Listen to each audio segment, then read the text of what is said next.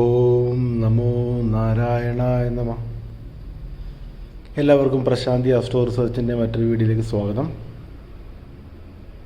ഈ പ്രാവശ്യം നവംബർ മാസത്തിൻ്റെ ആരംഭത്തിൽ ഫലങ്ങളൊന്നും പറഞ്ഞിരുന്നില്ല. അതിൻ്റെ കാരണം കുറച്ച് തീർത്ഥയാത്രകളിലൊക്കെ ആയിരുന്നു. അപ്പോൾ കൊല്ലൂർ, മുരുദേശ്വർ, ഗോകർണം, അങ്ങനെ കുക്കെ സുബ്രഹ്മണ്യം, അങ്ങനെ ഒരുപാട് സ്ഥലങ്ങളിൽ തീർത്ഥയാത്രയുടെ തിരക്കായതുകൊണ്ടിട്ട് വീഡിയോസൊന്നും ഇടാൻ വേണ്ടി പറ്റിയിട്ടില്ല. അപ്പോൾ ഞാൻ എന്തായാലും വൃശ്ചിക മാസത്തിൻ്റെ ഫലങ്ങൾ ഇടുന്നുണ്ട്. അപ്പോൾ ഈ വീഡിയോയിൽ പറയുന്നത് ചിങ്ങം രാശിക്കാർ അല്ലെങ്കിൽ ചിങ്ങം കൂറുകാരുടെ ഫലങ്ങളാണ്. കൊല്ലവർഷം 1200 വൃശ്ചിക മാസത്തിൽ ചിങ്ങരാശിക്കാരുടെ ഫലം. മകവും പൂരവും ഉത്രത്തിൻ്റെ കാൽഭാഗം ഉൾപ്പെടുന്ന 2 നക്ഷത്രങ്ങളാണ് ഈ രാശിയിലുള്ളത്. ഇവർക്ക് നമ്മൾ പരിശോധിക്കുകയാണെങ്കിൽ കഴിഞ്ഞ 2.5 വർഷക്കാലമായിട്ട് ഇവർക്ക് കണ്ടകശനി ആരംഭിച്ചിരിക്കുകയാണ്. കണ്ടകശനി ആരംഭിച്ചു 2023 ആദ്യം തന്നെ കണ്ടകശനി ആരംഭിച്ചിട്ടുണ്ട്.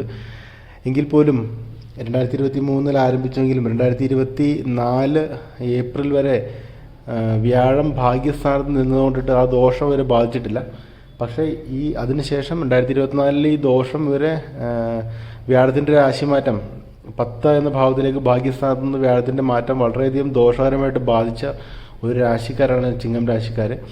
പലർക്കും ജോലിയിൽ കർമ്മവ്യാഴം ജോലിയിൽ അതീവമായിട്ടുള്ള നഷ്ടങ്ങൾ, ജോലി ഉപേക്ഷിച്ച് പോവുക, ജോലിയിൽ നിന്ന് പിരിച്ചുവിടുക, ജോലിയിൽ നിന്ന് മാറി നിൽക്കേണ്ട അവസ്ഥ വരിക, ജോലിയിൽ നമുക്കെതിരെ കേസുകൾ വരിക, അന്വേഷണങ്ങൾ വരിക, ഓഡിറ്റുകൾ വരിക, അങ്ങനെ നമുക്ക് ജോലിയിൽ വളരെ ബുദ്ധിമുട്ടുകൾ, മാനസിക പ്രയാസങ്ങൾ ഉണ്ടാകുക, നമ്മുടെ ജീവിതത്തിൻ്റെ എല്ലാ തുറകളെ അത് ബാധിക്കുക, അങ്ങനെയുള്ള മോശം ഫലം.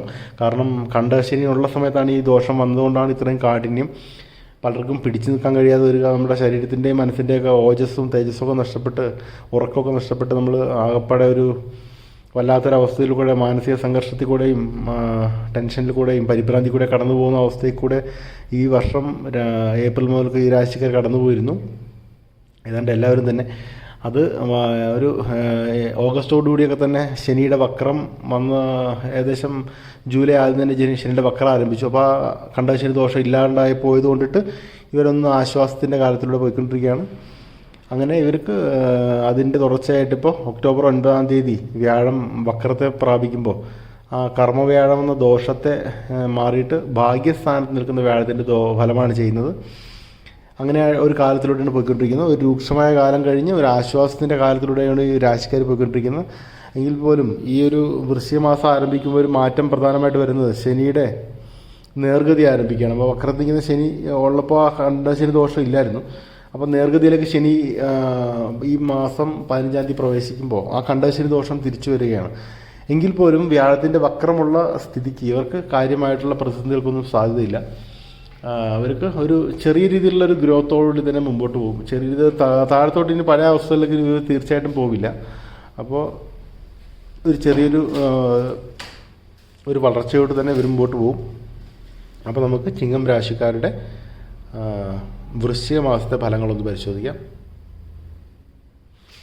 ചിങ്ങം രാശിക്കാർക്ക് വൃശ്ചിക മാസത്തിൽ സൂര്യൻ 4-ാം ഭാവത്തിൽ കുടുംബ, വാഹന, മാതൃസ്ഥാനമായിട്ട് സുഖസ്ഥാനമായിട്ടുള്ള 4-ലൊരു പാപൻ വരുമ്പോൾ നമുക്ക് ആ ഒരു സുഖസ്ഥാനത്തിൻ്റെ കുറവുകൾ വരിക, അല്പം അലോസരങ്ങൾ വരിക എന്നുള്ള ഫലങ്ങളൊക്കെ, വലിയ ദോഷങ്ങളൊന്നും പറയേണ്ടതില്ല. അത്ര നല്ല ഫലങ്ങളെ അത് നൽകുന്നില്ല. കഠിനമായ ദോഷങ്ങളും പറയേണ്ടതില്ല. ശുക്രൻ 5 നിൽക്കുന്നത് നമ്മുടെ കുടുംബ അന്തരീക്ഷത്തിൽ നല്ല സമാധാനം ഉണ്ടാവുക, കുടുംബത്തിൻ്റെ അന്തരീക്ഷത്തിൽ പൊതുവെ ഒരു സമാധാനം ഉണ്ടാകുന്നൊരു പൂർവ്വപുണ്യ സ്ഥാനം കൂടിയാണ് 5. അവിടെ ശുക്രൻ്റെ സ്ഥിതി നമുക്കൊരു മാനസിക സന്തോഷത്തിന്, കുടുംബ അന്തരീക്ഷം നന്നായിരിക്കും, ഒരു നല്ല രീതിയിലുള്ള സന്തോഷം കളിയാടുന്നൊരു അന്തരീക്ഷം വീട്ടിലെപ്പോഴും കാണാൻ കഴിയും ഈ മാസത്തിൽ. ബുധൻ വക്രഗതിയിൽ ബുദ്ധിസ്ഥാനമായി 5 നിൽക്കുന്നത്, 5 ബുദ്ധിസ്ഥാനമാണ്. ബുധൻ വിദ്യാകാരകനാണ്, വിജ്ഞാനത്തിൻ്റെ കാരകനാണ്, ആശയവിനിമയത്തിൻ്റെ കാരകനാണ്. അപ്പോൾ അത് ആ സ്ഥാനത്ത് നിൽക്കുന്നത് അനുകൂലമായ ഗ്രഹസ്ഥയാണ്. നമുക്ക് നമ്മുടെ ആശയവിനിമയം കൊണ്ടുള്ള പ്രശ്നങ്ങളൊക്കെ ഒന്ന് പരിഹരിച്ച് മുമ്പോട്ട് പോകുന്നതിന് ഈ ഗ്രഹസ്ഥ സഹായിക്കും. പ്രത്യേകിച്ച് വിദ്യാർത്ഥികൾക്കും ജോലി ചെയ്യുന്നവർക്കൊക്കെ ആ ജോലി ചെയ്തുകൊണ്ടിരിക്കുന്ന സമയത്ത് എന്തെങ്കിലും തരത്തിലുള്ള ഒരു ആശയവിനിമയത്തിന് ബുദ്ധിമുട്ടുള്ളോ, നമ്മുടെ സംസാരം കൊണ്ടോ, നമ്മുടെ എന്തെങ്കിലും ഇമെയിലുകൾ അങ്ങനെ വഴി എന്തെങ്കിലും അപാധകൾ സംഭവിച്ചിട്ടുണ്ടെങ്കിൽ അതൊക്കെ മാറ്റിയെടുത്ത് നമുക്കൊരു ആ ഒരു പ്രോബ്ലം റെക്ടിഫൈ ചെയ്യുന്നതിന് ഈ ഒരു ഗ്രഹസ്ഥ സഹായിക്കും. അതേപോലെ തന്നെ 12 ചൊവ്വ നിൽക്കുന്നു. ചിങ്ങരാശിയുടെ 12-ാം രാശിയായ കർക്കിടക രാശിയിലേക്ക് ഒക്ടോബർ 20 ചൊവ്വ പകർന്നപ്പോൾ ഇവരുടെ 12ാം രാശിയാണ്. 12 എന്ന് വെച്ചാൽ വ്യയ ശയന പതനസ്ഥാനമായിട്ടാണ് കൂട്ടും, ഭ്രംശനം എന്നൊക്കെ അതിന് പറയുന്നത്. അതിൽ ശയനം എന്ന് പറയുന്നത് വരുന്നുണ്ട്, ഉറക്കം ആ ഭാവം കൊണ്ട് ചിന്തിക്കണം. അപ്പോൾ അങ്ങോട്ടൊരു പാപനം വരുമ്പോൾ നമുക്ക് ഉറക്കം കുറച്ച് കുറയുന്നു, ഉറക്കത്തിന് ഡിസ്റ്റർബൻസ് വരിക, ഉറക്കം തടസ്സപ്പെടുക ഒക്കെ ഫലങ്ങൾ വരും. പിന്നെ നമ്മുടെ എനർജി ലെവൽ, ഈ ഉറക്കം കുറയുമ്പോൾ നമ്മുടെ ഊർജ്ജം എന്തൊക്കെ ഭക്ഷണം കഴിച്ചാലും നേരത്തെ ഉറങ്ങി എഴുന്നേൽക്കുന്ന ഒരാളുടെ, അല്പം നേരത്തെ കിടന്നിട്ട് കുറച്ച് നേരത്തെ എഴുന്നേൽക്കുന്ന ഒരാളുടെ ഊർജ്ജം നമുക്ക് ഏത് ഭക്ഷണം കഴിച്ചാലും ലഭിക്കില്ല. അപ്പോൾ ഉറക്കത്തിൻ്റെ ആ ഒരു കുറവ്, എനർജി ലെവലിലും ഒരു ഊർജ്ജമില്ലായ്മ നമുക്കൊരു ഫീൽ ചെയ്തേക്കാം. അപ്പോൾ അതിന് നമുക്ക് പരിഹാരമായിട്ട് കുറച്ച് നമുക്ക് ഉറക്കം ലഭിക്കുന്ന, അധ്വാനിക്കുന്നതിന് സുഖനിദ്ര എന്ന് ബൈബിളിൽ എഴുതിയിട്ടുണ്ട്.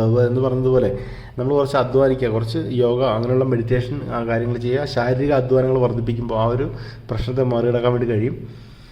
അതുപോലെ തന്നെ വ്യാഴത്തിൻ്റെ ഏറ്റവും നല്ല പൊസിഷൻ ഇവർക്ക് വ്യാഴത്തിൻ്റെ വക്രഗതിയാണ്. വ്യാഴത്തിൻ്റെ വക്രം ഈ 10ാം രാശിയിൽ കഠിനമായ ദോഷം കർമ്മവ്യാഴത്തെ ചെയ്ത് നിന്ന വ്യാഴം ഒക്ടോബർ 9 വക്രത്തിൽ പോയപ്പോൾ ഈ രാശിക്കാർക്ക് വളരെയധികം ആശ്വാസമാണ്. ആ ഒരു ദോഷം മാറി കിട്ടി.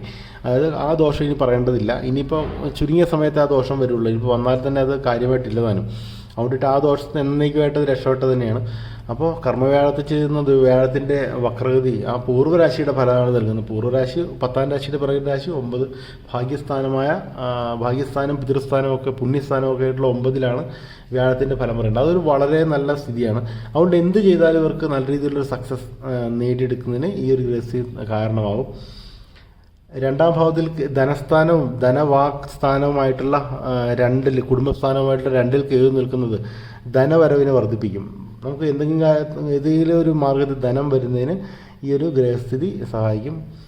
8ൽ നിൽക്കുന്ന രാഹു അല്പം ദോഷത്തെ ചെയ്യുമെങ്കിലും ഈ വ്യാഴത്തിൻ്റെ സ്ഥിതി നല്ലതായ ലക്ഷം ദോഷം ഗുരുഹന്തി.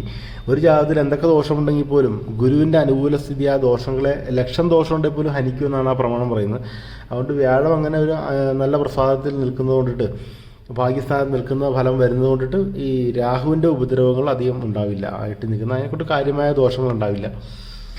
ശനി 7ലേക്ക് നേർഗതിയിൽ വരുന്നു. കണ്ടകശനി ദോഷത്തെ ചെയ്ത് നിന്ന് ശനി നമുക്ക് ഏകദേശം ഒരു ജൂലൈ ആദ്യത്തോടുകൂടി വക്രഗതിയിൽ പോയപ്പോൾ ആ ദോഷമില്ല. പക്ഷേ ആ ശനി നേർഗതിയിലേക്ക് 15ാം തീയതി ഈ വൃശ്ചികമാസം ആരംഭത്തിൽ തന്നെ വരുമ്പോൾ ആ ദോഷം വരുന്നു. അപ്പോൾ എന്നുള്ള കാര്യം മനസ്സിലാക്കിയിരിക്കണം. അപ്പോൾ നമ്മൾക്ക് നമ്മുടെ 7 എന്നുള്ള ദാമ്പത്യസ്ഥാനവും വിവാഹസ്ഥാനവും പാർട്ട്ണർഷിപ്പ് കളത്രമൊക്കെ ചിന്തിക്കാം. ഒക്കെ കൊണ്ടിട്ട് നമുക്ക് നമ്മുടെ ഭാര്യയായിട്ടുള്ള ബന്ധത്തിൽ, ഒരു ജീവിത പങ്കാളിയായിട്ടുള്ള ബന്ധത്തിലൊരു ചെറിയ രീതിയിൽ എന്തെങ്കിലും കുഴപ്പങ്ങൾ വരാൻ സാധ്യതയുണ്ട്. അപ്പോൾ അതുകൊണ്ട് നമ്മൾ അതിനെപ്പറ്റി ഒന്ന് മനസ്സിലാക്കിയിരിക്കണം, അതിന് കരുതൽ വേണം എന്നുള്ളതാണ്. അപ്പോൾ നമ്മളങ്ങനെ ശ്രദ്ധിച്ചാൽ ആ ഒരു ദോഷം നമുക്ക് അത്ര അനുഭവത്തിൽ വരില്ല.